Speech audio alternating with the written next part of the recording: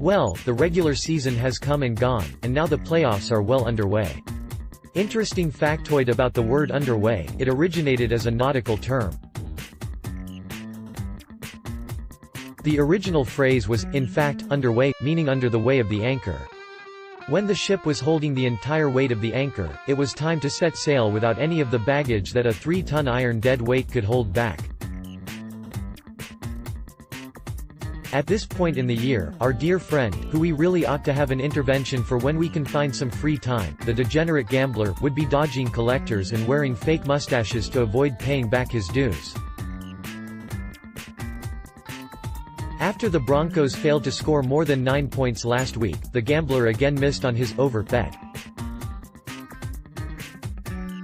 It marked the first time all season that the Chargers failed to hit the over bet in 2 consecutive weeks. What's worse, the degenerate gambler had his entire regular season winnings on the line, giving him a total of $112.76 for the season. Essentially, if he had actually had the initial $100 deposit in the bank when he started, he lost about $13 for all of his efforts through the season, and that cool $100 he otherwise would have had. That's not good news, but it's not the worst news a gambler of his type has run into. Now he is officially underway, free of the constraints of the regular season and back to a clean slate for the playoffs. Let's see what he picks this week, shall we?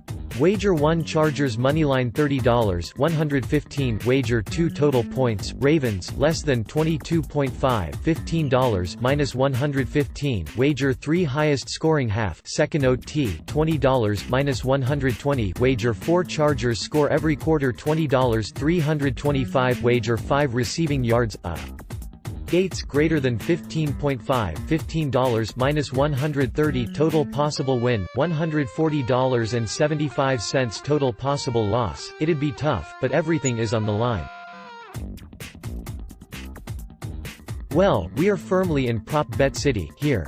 There are some delicious bets that just didn't see the light of day during the regular season, so there's plenty for other degenerates to choose from.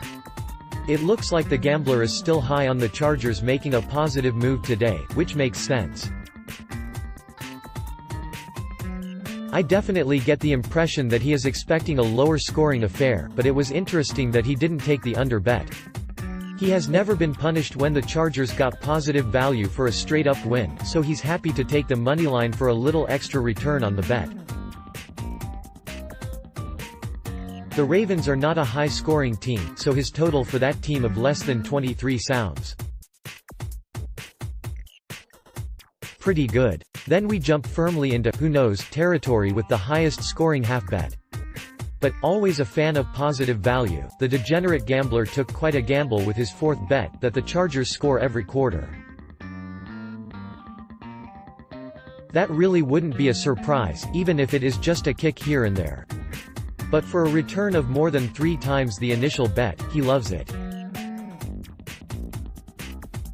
And, with the game plan probably drawn up with some tight end specials, Antonio Gates should do well. You know that he has been hungry for playoff football for several years now, so expect him to leave it all on the field. If there was another bet that he just didn't have room for, it was the relatively safe bet of total TDs for Philip Rivers, greater than 1.5, minus 150. With only $100 to play with, he wasn't interested in low-return affairs like that, but it's a pretty solid bet either way. He's hoping that the degenerate gambler is pretty locked in on today's action. Jason, positive value.